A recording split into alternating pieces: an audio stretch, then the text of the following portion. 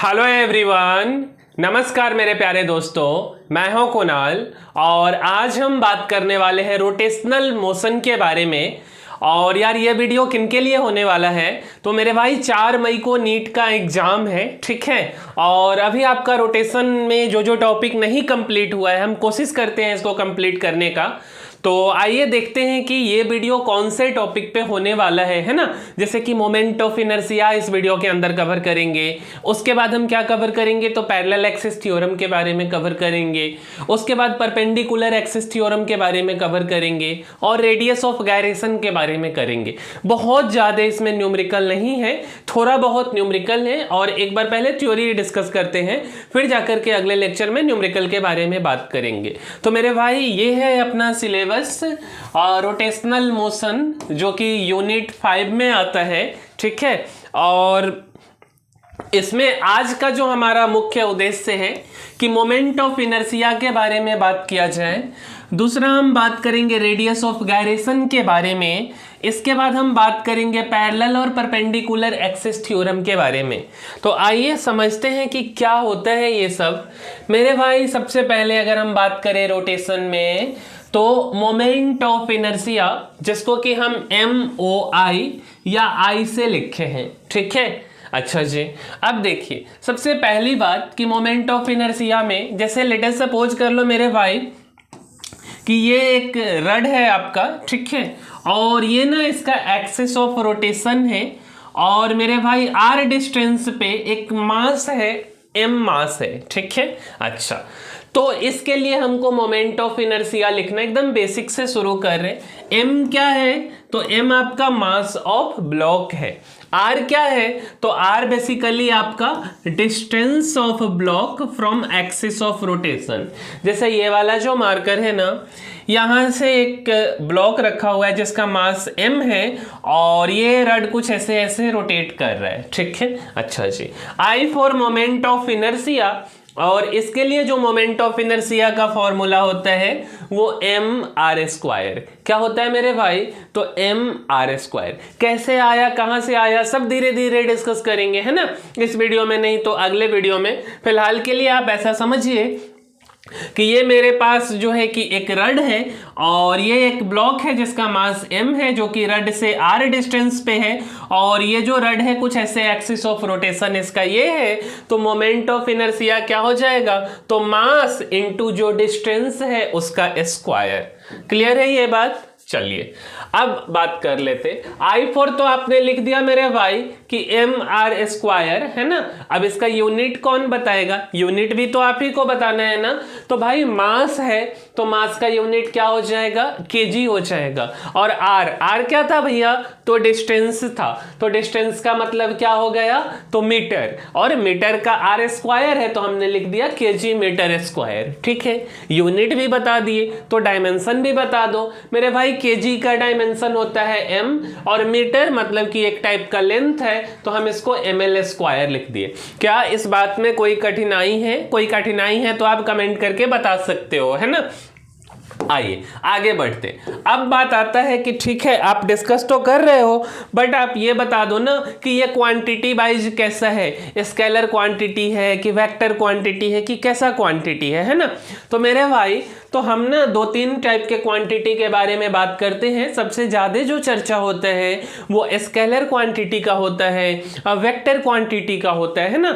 लेकिन एक और तीसरा क्वांटिटी होता है जिसका नाम होता है टेंसर क्वांटिटी, जिसके बारे में हम बहुत ज़्यादा बात नहीं करते हैं। बस इतना बताया जाता है कि मेरे भाई टेंसर क्वांटिटी वो होता है जो वेक्टर लॉ ऑफ अलजेब्रा को फॉलो नहीं करता है ना। बट जो वेक्टर क्वांटिटी होता है उसके पास मैग्नीट्यूड होता है, डायरेक्शन होता है, साथ साथ में वो वेक्टर लॉ ऑफ अलजेब्रा को फॉलो करता है। बट टेंसर क्वांटिटी के पास भी मैग्नीट्यूड है, टेंसर क्वांटिटी के पास भी डायरेक्शन है, लेकिन वो वेक्टर लॉ ऑफ अलजेब्रा को फॉलो नहीं करता है, ठीक है। अच्छा जी, तो I for moment of inertia कैसा क्वांटिटी है भैया तो ये टेंसर क्वांटिटी है। अच्छा जी, तो इसका जो मैग्नीट्यूड होगा वो डिपेंड करेगा क्या चीज पे पे तो एक्सिस ऑफ रोटेशन पे इसका जो मैग्नीट्यूड होगा मोमेंट ऑफ इनर्शिया का वो क्या चीज पे डिपेंड करेगा, तो एक्सिस ऑफ रोटेशन पे कि कौन से एक्सिस पे वो नाच रहा है ना। अच्छा जी, जैसे हम एक एग्जाम्पल के माध्यम से समझने का कोशिश करते हैं। लेट अस सपोज मेरे भाई ये जो ब्लैक कलर का आप देख रहे हैं ना, ये यूनिफॉर्म रड है और इसका मास m है। क्या है मेरे भाई, तो यूनिफॉर्म रड है और इसका मास m है। अब देखो भैया, ये जो रड है ना, ये जो O हमने लिखा है ये इसका सेंटर ऑफ मास है, ठीक है। ये जो O पॉइंट है ये रड का सेंटर ऑफ मास है, और आप रड के सेंटर ऑफ मास से रोटेट करते हो तो ये क्या होता है, इसका जो मोमेंट ऑफ इनर्शिया हो जाएगा वो ml²/12 होता है। फिलहाल के लिए आप याद कर लो, हम बता देंगे कि कैसे आया है। तो अगर हम यहां से इसको रोटेट करेंगे ना तो ये ml²/12 होगा, ठीक है। अब उधर से कोई दूसरा बच्चा आता है, बोलता है कि मुझे सेंटर से रोटेट नहीं करना है, मुझे तो इस वाले से मतलब किसी एक एंड से रोटेट करना है। यहां से आप नचा दो इसको, या तो आप इस एंड से नचा दो। तो इसके लिए जो मोमेंट ऑफ इनर्शिया होगा वो ml²/3 होगा, ml²/3। तो इसका मोमेंट ऑफ इनर्शिया हम आई नोट बोले और इसका हमने आई बोला, क्या दोनों बराबर है? अगर आपसे कोई बोले कि क्या मेरे भाई ml²/12 और ml²/3 क्या ये दोनों बराबर है, तो आप बोलोगे नहीं, I naught equal to I naught means ये टोटली क्या चीज पे डिपेंड करता है बेसिकली। तो आप कौन से पॉइंट को देख रहे हो यहाँ, कि आप यहाँ ले रहे हैं कि कहीं और ले रहे हैं ना, तो मोमेंट ऑफ इनर्शिया बदल जाएगा। इसीलिए हमने लिखा है कि मैग्नीट्यूड डिपेंड करेगा एक्सिस ऑफ रोटेशन पे, ठीक है जी। चलिए आगे बढ़ते हैं। अब देखिए आगे हम बात करने वाले हैं कि मेरे पास ये जो है रड है, ठीक है, और ये ना एक्सिस ऑफ रोटेशन है इसका, ये कुछ इस तरीके से रोटेट कर रहा है, और ये एक ब्लॉक जिसका मास m है या पॉइंट ऑब्जेक्ट बोल लो r डिस्टेंस पे है। तो मोमेंट ऑफ इनर्शिया इसका क्या आया, तो mr² आ गया, ठीक है जी। इतना तक में कोई दिक्कत? अब मान के चलिए ना, अब आप मान करके चलो कि मेरे भाई एक मास था तो हमने तो बता दिया। अब आप बात कर लो कि एक के जगह पे 10 मास है, 5 मास है, तब आप क्या करोगे, 4 मास है, तब तो फिर दिक्कत हो जाएगा ना। जैसे इस क्वेश्चन को आप देखिए, ये ना ब्लैक वाली आपकी रड है, ये जो ब्लैक आप देख रहे हैं ये रड है। अच्छा जी, ये ना m1 मास r1 दूरी पे, m2 मास r2 दूरी पे है, m3 मास r3 दूरी पे और m4 मास r4 दूरी पे। अब आप बताओ मोमेंट ऑफ इनर्शिया, कोई बात नहीं है आप बता दोगे। I इक्वल टू क्या हो जाएगा, तो m1 r1 का स्क्वायर प्लस में m2 r2 का स्क्वायर प्लस में m3 r3 का स्क्वायर प्लस में m4 r4 का स्क्वायर। मीन्स हम साधारण सी भाषा में बोले तो हमने कुछ नया लॉजिक यहाँ नहीं लगाया, हमने क्या किया है, सारे मोमेंट ऑफ इनर्शिया को जोड़ लिया है for different masses and for different distances, कि जो मास जिसका हर किसी का मास तो अलग अलग है, किसी का मास m1 है तो किसी का मास m2 है, तो किसी का मास m3 है तो किसी का मास m4 है ना। और सबका डिस्टेंस क्या समान था, नहीं, सबका डिस्टेंस तो समान नहीं था, किसी का डिस्टेंस r1 था, किसी का r2, किसी का r3, किसी का r4। तो हमने हर एक मास के लिए मोमेंट ऑफ इनर्शिया निकाल लिया कि m1 r1 का स्क्वायर प्लस m2 r2 का स्क्वायर प्लस में m3 r3 का स्क्वायर प्लस में m4 r4 का स्क्वायर। सिंपल भाषा में हमने सारे को जोड़ लिया। तो हम ऐसे भी लिख सकते हैं कि I इक्वल टू समेसन और mr स्क्वायर, मीन सारे के मोमेंट ऑफ इनर्शिया को आप जोड़ लीजिए। अच्छा भाई, ये तो बात हो गया कि ठीक है आप यूनिफॉर्म रड मतलब यूनिफॉर्म सिस्टम था तब तो आप बता दिए कि अगर जब यूनिफॉर्म सिस्टम नहीं है, इरेगुलर टाइप का शेप है, डिस्ट्रीब्यूटेड सिस्टम की बात कर रहे हैं, नॉन सिमेट्रिकल टाइप का बात कर रहे हैं, तो उस केस में कौन बताएगा। तो आप देखो मेरे भाई, ये ना एक रड है, ठीक है, और इसका एक्सिस ऑफ रोटेशन कुछ ऐसा है, और मान लीजिए ना कि ये जो है कुछ इस तरीके का शेप है, यूनिफॉर्म शेप नहीं है, नॉन यूनिफॉर्म है, या हम बोल सकते कि डिस्ट्रीब्यूटेड सिस्टम है, डिस्टेंस आपका x है, तो आपको ना एक छोटा सा मास इसमें लेना है और इस मास को हम बोल रहे हैं dm, स्मॉल मास, और मोमेंट ऑफ इनर्शिया क्या हो जाएगा dm और इनटू एक्स स्क्वायर, मीन्स आपको इंटीग्रेशन करना पड़ेगा। ठीक है, अच्छा जी, आइए आगे बढ़ते हैं। अब आप देख लो इसको, अब मान के चलो ना कि ये हमारा रड है m1 r1, ये m2 और ये r2 है। ठीक है, तो हमको ना मोमेंट ऑफ इनर्शिया लिखना है, तो हम क्या बोलेंगे कि हम बोलेंगे m1 r1 स्क्वायर प्लस में m2 r2 स्क्वायर, और m1 प्लस m2 किसके बराबर हम बोल सकते हैं, तो m के बराबर हम बोल सकते हैं। ठीक है जी, अच्छा जी, अब देखिए हमको यहीं पे एक कंसेप्ट समझना है रेडियस ऑफ गायरेशन के बारे में। जैसे मेरे भाई यहाँ पे जो हमने I लिखा ना m1 r1 स्क्वायर प्लस में m2 r2 स्क्वायर, तो मेरे भाई हम I के जगह पे ना क्या लिख सकते हैं, k लिख सकते हैं। ठीक है, तो m k square equal to m1 r1 square plus में m2 r2 स्क्वायर। ठीक है, जहाँ पे k किसके बराबर होगा, तो root under m1 r1 square plus में m2 r2 square divided by m। अब बात आता है कि k होता क्या है, तो k इसी को हम रेडियस ऑफ गायरेशन बोलते हैं। k क्या होता है, तो रेडियस ऑफ गायरेशन। k का क्या फॉर्मूला है, तो root under m1 r1 square plus में m2 r2 स्क्वायर और डिवाइडेड बाई m। क्लियर है ये बात? चलिए अब देखिए, अब हमारा जो दूसरा बात हम डिस्कस करने वाले हैं वो है पैरेलल एक्सिस थ्योरम के बारे में। किसके बारे में हम बात करने वाले हैं, तो हम बात करने वाले हैं पैरेलल एक्सिस थ्योरम के बारे में। आप ऑलरेडी ये सारे कुछ सुने होंगे। तो मेरे भाई जब हम पैरेलल एक्सिस थ्योरम की बात करते हैं तो पैरेलल एक्सिस थ्योरम हर टाइप के ऑब्जेक्ट पे लगता है। जैसे कि हम बात कर ले 1D ऑब्जेक्ट की, हम बात कर ले 2D ऑब्जेक्ट की, या हम बात कर ले 3D ऑब्जेक्ट की। जैसे हम लिनियर की बात कर लें, डिस्क शेप की बात कर लेते हैं, सॉलिड स्फीयर की बात कर ले, रिंग की बात कर ले, तो जो भी शेप हैं सारे जगहों पे 1D 2D 3D सारे जगहों पे पैरेलल एक्सिस थ्योरम एप्लीकेबल है। अच्छा जी, ठीक है, तो बात कीजिए कि होता क्या है पैरेलल एक्सिस थ्योरम। तो मेरे भाई देखिए, ये ना जो व्हाइट कलर का आप देख रहे हो ये आपका शेप है। इस ऑब्जेक्ट का आपका सेंटर ऑफ मास ये है, ठीक है, O, और हम बोल रहे हैं ना कि ये जो हमारा सेंटर ऑफ मास से ये जो लाइन जा रही है इसका नाम mn हमने रखा है, और I नोट इसका मोमेंट ऑफ इनर्शिया है। ये जो AB है, ये जो आप AB लाइन देख रहे हो, ये पैरेलल है इस लाइन के और D डिस्टेंस पे है। क्या ये बात क्लियर है? अच्छा, तो हम क्या बोलेंगे ना, हम इसको क्या बोलेंगे कि और ना ये जो ऑब्जेक्ट है ना इसका मास m है। m क्या है, तो मास ऑफ ऑब्जेक्ट। O क्या है, तो centre of mass of object. Short form में आप cm भी लिख सकते हो, ठीक है।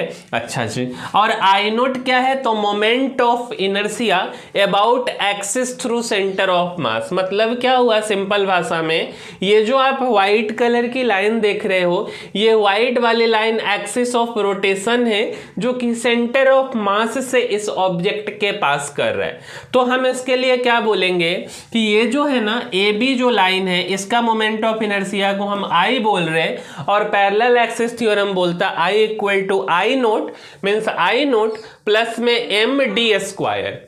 क्या होता है, I equal to I not और प्लस में क्या होता है, तो MD स्क्वायर। क्लियर है? ये बात में कोई दिक्कत है तो आप बता सकते हो, ठीक है। अच्छा जी, आइए आगे बढ़ते हैं।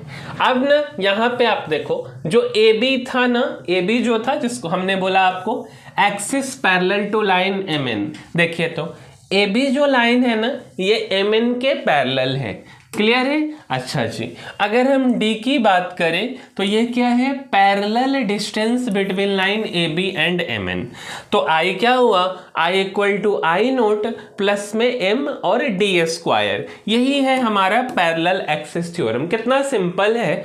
अगर आपको नहीं समझ आया तो एक बार और देखिए ना इसके एप्लीकेशन को। देखिए, ये हमारा कुछ इस तरीके का ऑब्जेक्ट, ये ऑब्जेक्ट का मास है। ये जो लाइन आप देख रहे हो मेरे भाई, ये है इस ऑब्जेक्ट का सेंटर ऑफ मास, और ये जो लाइन है ना, ये सेंटर ऑफ मास पे, ये मतलब क्या बोल सकते हैं कि एक्सिस ऑफ रोटेशन है, और ये वाला जो लाइन है ये पैरेलल है। इन दोनों के बीच की दूरी ये स्मॉल डी है। I naught moment of inertia है, ठीक है। अच्छा, तो अगर हम पैरेलल एक्सिस थ्योरम के अकॉर्डिंग बोले, इस लाइन का moment of inertia I equal to I naught plus में mass of object into distance का स्क्वायर, तो एम डी स्क्वायर। उसी चीज को हमने यहाँ नोट में भी लिख दिया है कि सेंटर ऑफ मास के थ्रू जो एक्सिस जा रहा है उसका moment of inertia I note है, इसका निकालना है पैरेलल एक्सिस थ्योरम की मदद से। तो ये जो लाइन है और ये जो डिस्टेंस है, तो इस डिस्टेंस का स्क्वायर कर दो और मास ऑफ ऑब्जेक्ट से मल्टीप्लाई कर दो। क्लियर है ये बात? आइए आगे बढ़ते हैं। अब हम बात कर लेते हैं इसी में कि I इक्वल टू अगर लिखा हुआ है आई नोट प्लस में एम डी स्क्वायर। अब एक क्वेश्चन भी इसी से पूछा भी गया हुआ है, ठीक है। तो अगर हम क्वेश्चन की बात अभी फिलहाल नहीं कर रहे हैं, लेकिन अगर हमसे कोई पूछ दे कि मिनिमम मोमेंट ऑफ इनर्शिया क्या होगा, अगर आपसे कोई पूछ दे भैया कि मिनिमम मोमेंट ऑफ इनर्शिया क्या हो जाएगा, तो minimum moment of inertia I note में कोई बदलाव नहीं आएगा। अब बात आता है एम डी स्क्वायर। एम भी ठीक है, मास में भी कोई बदलाव नहीं आएगा। अब ये जो है ना डिस्टेंस जो है वो मिनिमम होना चाहिए, तो डिस्टेंस मिनिमम का स्क्वायर, तो आई मिनिमम आई नोट और इसका स्क्वायर, एक तो सबसे कम डिस्टेंस और उसका स्क्वायर, मतलब हम उसको बोलते हैं जीरो का स्क्वायर। तो ये वाला जो टर्म है ये टर्म ही आपका जीरो हो गया। तो आई मिनिमम क्या हो गया आपका आई नोट के बराबर, या हम आई मिनिमम क्या बोल सकते, तो moment of inertia about centre of mass ICM। Means अगर कोई भी टाइप का क्वेश्चन हो, मिनिमम मोमेंट ऑफ इनर्शिया आपसे पूछ रहा हो, मिनिमम मोमेंट ऑफ इनर्शिया, तो हम क्या बोलेंगे कि moment of inertia about centre of मास। क्या बोलना है? Moment of inertia about centre of मास। अब बात आता है कि भाई कैसा ऑब्जेक्ट, क्या हम किसी भी ऑब्जेक्ट के लिए बात कर सकते? काहे नहीं कर सकते हो भाई? रिंग के लिए भी आप कर सकते हो, रड के लिए भी कर सकते हो, डिस्क के लिए भी कर सकते हो, सॉलिड स्फीयर के लिए भी कर सकते हो, ठीक है। तो कोई दिक्कत नहीं है, आप किसी भी ऑब्जेक्ट के लिए कर लो। अच्छा जी, यही चीज हम आपको वापस से बताए, देख लीजिए फिर से ध्यान से। इससे रिलेटेड एक क्वेश्चन पूछा गया है, जैसे मेरे भाई ये ना एक ऑब्जेक्ट है आपका, ठीक है। ये क्या है आपका? तो ये आपका ऑब्जेक्ट है। अच्छा जी, अब ऑब्जेक्ट का कुछ न कुछ मास होगा, बिल्कुल होगा, ठीक है। और ये ना पॉइंट जो आप देख रहे हैं ये सेंटर ऑफ मास, ये वाला लाइन है, इसका moment of inertia I note है, ये पैरेलल लाइन डिस्टेंस डी, तो मोमेंट ऑफ इनर्शिया जो होगा आई नोट प्लस में एम डी स्क्वायर। क्या इतना तक में कोई दिक्कत है? इसी टाइप का एक क्वेश्चन पूछा गया, जैसे हम यहाँ पे देखें, लेट अस सपोज कर लो ना कि मेरे भाई ये ऑब्जेक्ट है आपका, ठीक है, और ये इसका सेंटर ऑफ मास, और सेंटर ऑफ मास से जो लाइन पास हो रही है इसका moment of inertia I note, ये लाइन I1, ये I2, ये I3, ठीक है।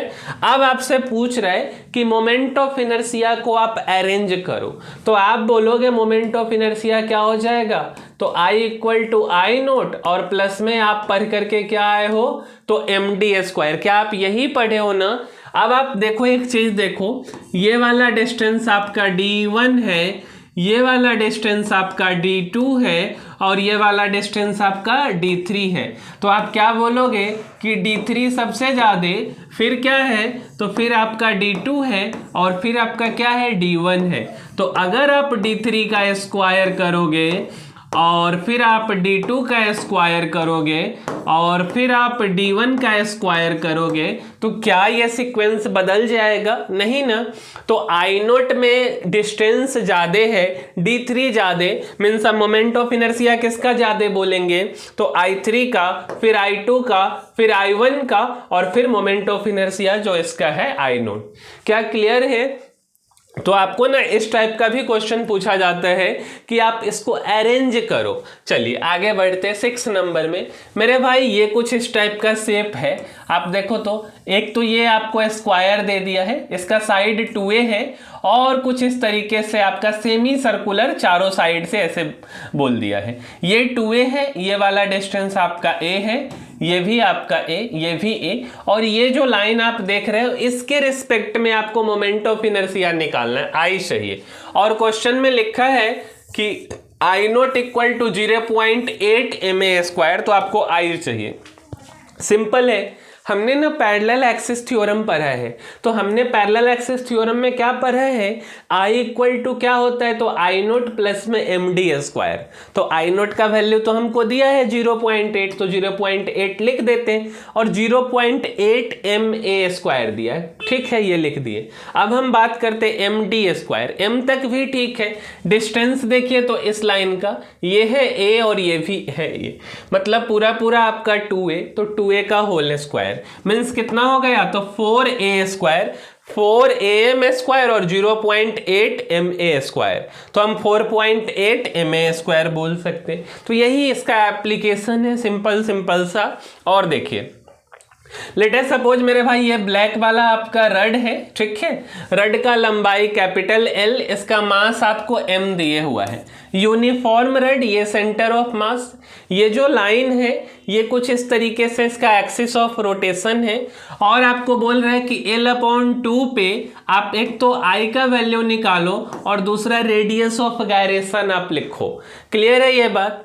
कोई दिक्कत नहीं। I0 इक्वल टू ml²/12 दिया है, तो I इक्वल टू आप क्या लिखोगे, तो I इक्वल टू आप पढ़े हो I0 और क्या पढ़े हो, तो आपने पढ़ा है md²। तो I0 के जगह पे क्या दिया है, तो ml²/12 प्लस में m, और डिस्टेंस के जगह पे L/2 का स्क्वायर, मतलब L²/4। LCM कितना हो जाएगा, तो 12, यहाँ पे क्या, तो ml², 4 तिया 12, तो 3 ml², मतलब कितना हो गया, 4 ml²/12, मतलब कि ये कितना हो गया, तो I का वैल्यू कितना आ गया, तो ml²/3। I का वैल्यू क्या आ गया, तो I का वैल्यू आ गया आपका, I का वैल्यू क्या आ गया, तो ml²/3। I का वैल्यू ml²/3, एक बार चेक भी कर लीजिए, I का वैल्यू ml²/3। और हमने आपको बताया है I के जगह पे आप क्या लिख सकते हो, mk²। I के जगह पे आप क्या लिख सकते हो, mk²। फिर से I के जगह पे क्या लिख सकते हो, mk²। क्लियर है ये बात, तो हमने I के जगह पे mk², ml², m से m कट गया, तो आप क्या बोलोगे, k² इक्वल टू L²/3, तो k equal to L/√3। Clear है ये, सिंपल ही है। आइए और देखिए, अब ना कोई जरूरी नहीं है मेरे भाई कि डिस्टेंस आपको L/2 ही रहेगा। जैसे इस क्वेश्चन को देखिए, यूनिफॉर्म रड, लेंथ L है, मास इसका m है, L/4 पे आपको निकालना है वैल्यू।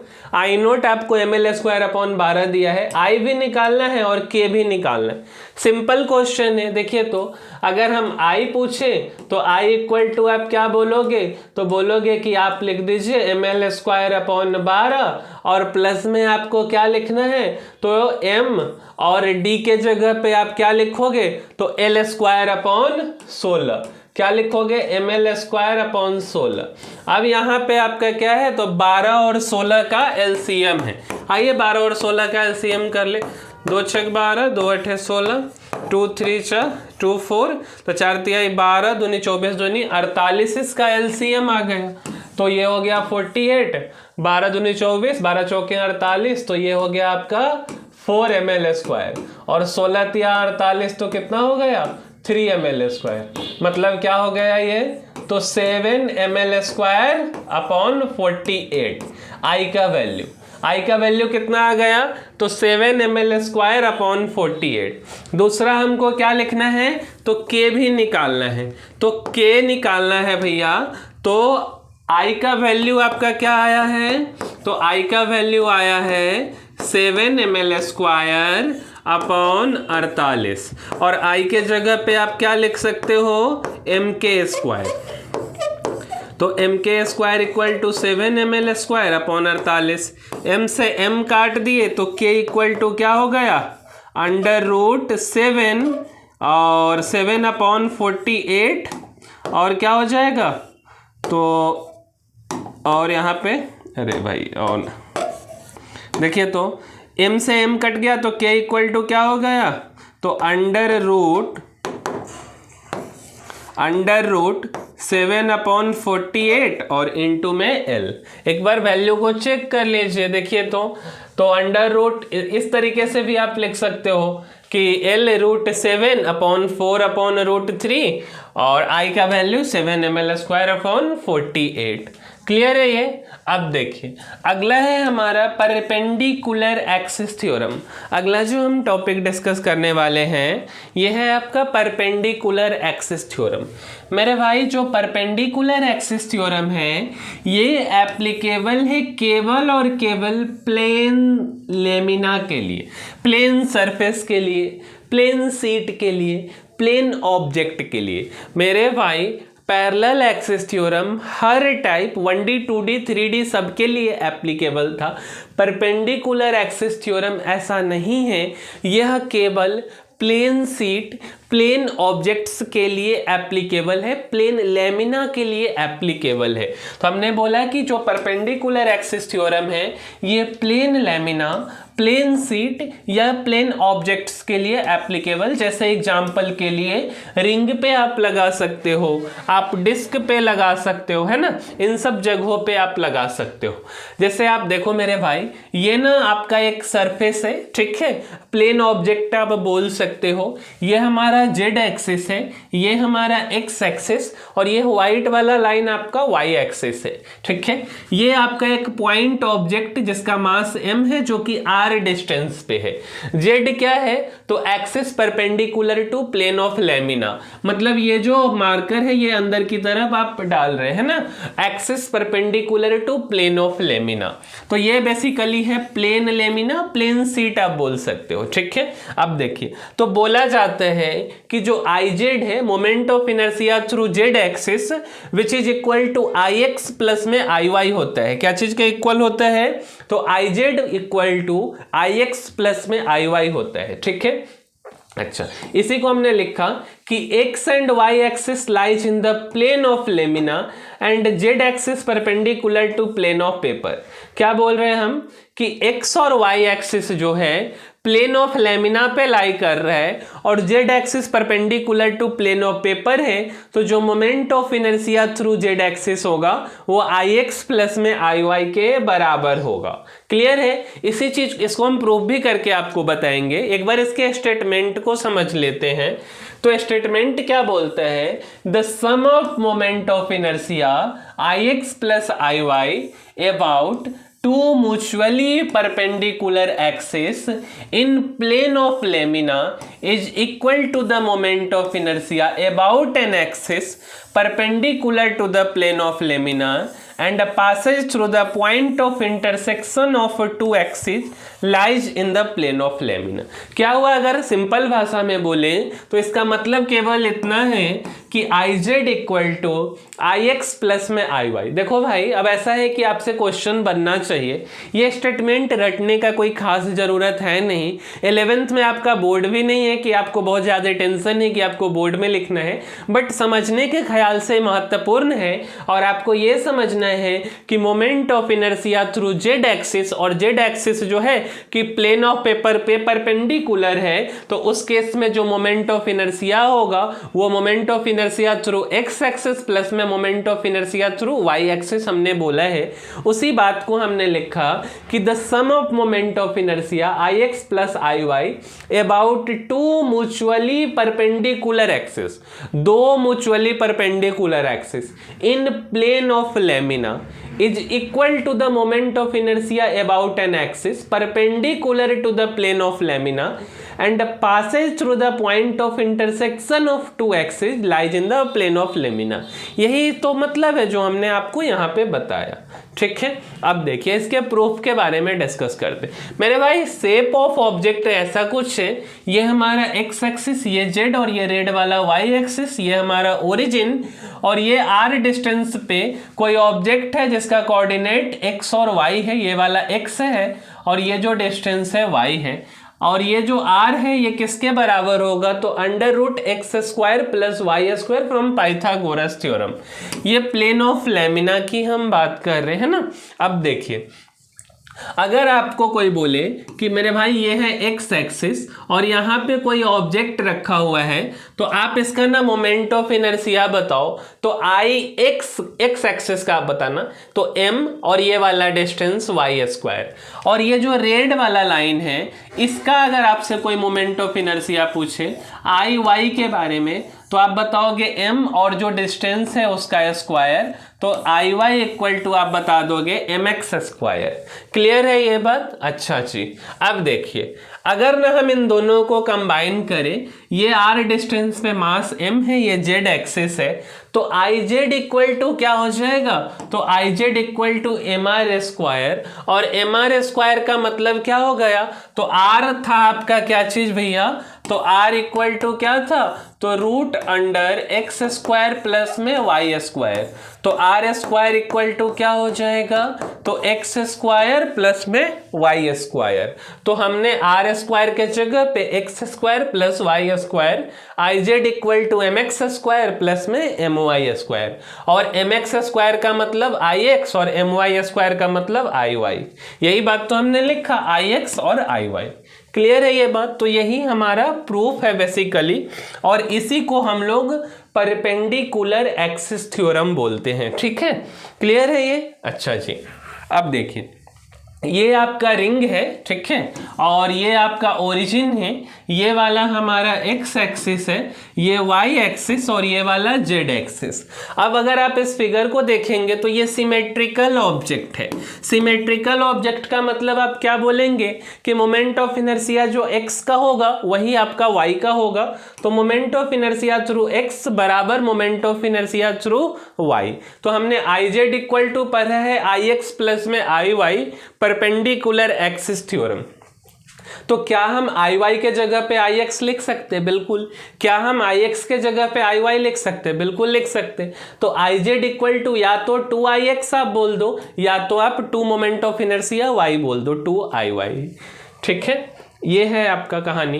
अब आप इसमें एक दो क्वेश्चन छोटा छोटा सा देख लीजिए। जैसे देखो मेरे भाई ये स्क्वायर है, साइड इसका ए है, ये हमारा एक्स एक्सिस, ये वाई और ये जेड एक्सिस। स्क्वायर है तो symmetrical object, I X equal to I Y, तो आई जेड क्या हो जाएगा, आई एक्स प्लस में आई वाई। तो हम इसको I X I Z equal to 2 I X बोल ले या हम 2 आई वाई बोल ले, एक ही बात है। ठीक है, और देखिए अब ना ये आप देखो, ये ना आपको रेक्टेंगल दिख रहा है, ठीक है, एक्स वाई और जेड, ये वाला लेंथ है बी और ये वाला लेंथ ए।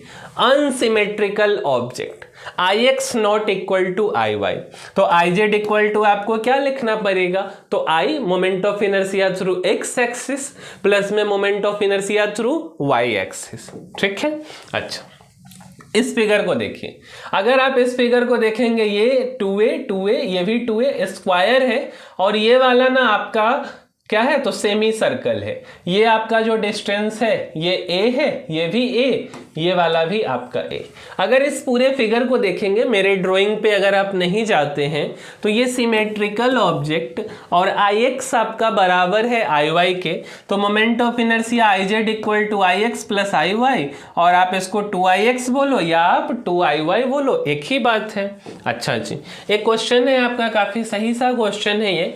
देखिए तो ये हमारा 2a, ये 2a, ये वाला a है, ठीक है, और आपका ना ये लाइन है एक्सिस लाइज इन प्लेन, और इसके रिस्पेक्ट में हमको मोमेंट ऑफ इनर्शिया चाहिए, और moment of inertia O axis के लॉन्ग 1.6 ma स्क्वायर, यहाँ पे एक बात लिखा है, axis perpendicular to plane through centre of mass. केवल हमको ये लाइन समझना है, ये जो लिखा हुआ है ना, मोमेंट ऑफ इनर्शिया ओ के अलोंग 1.6 ma², यहाँ लिखा है axis perpendicular to plane through centre of मास।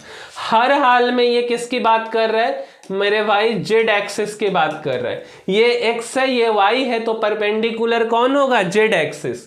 तो ये जो दिए हुआ है 1.6, ये आई जेड दिया है 1.6 ma², ठीक है। तो ये हमारा आई एक्स और ये आई, इसके बीच का डिस्टेंस ए और ये वाला डिस्टेंस आपका क्या होगा? ए, मतलब ये डिस्टेंस आपका 2a, ये 2a। I Z equal to हम आई एक्स प्लस में I Y, perpendicular axis theorem, symmetrical object है, देखेंगे आपको सिमेट्रिकल दिख जाएगा, है ना। और I X equal to I Y symmetrical में, तो आई जेड 1.6 ma², तो हम I X plus I Y क्या लिख सकते हैं? 1.6 ma²। तो 2ix इक्वल टू 1.6 ma², तो आई एक्स क्या आ गया? तो 0.8 ma²। क्लियर है ये? थोड़ा सा हम पैरेलल एक्सिस थ्योरम लगा लेते हैं। आई इक्वल टू क्या हो जाएगा? तो आई एक्स प्लस में md², है ना।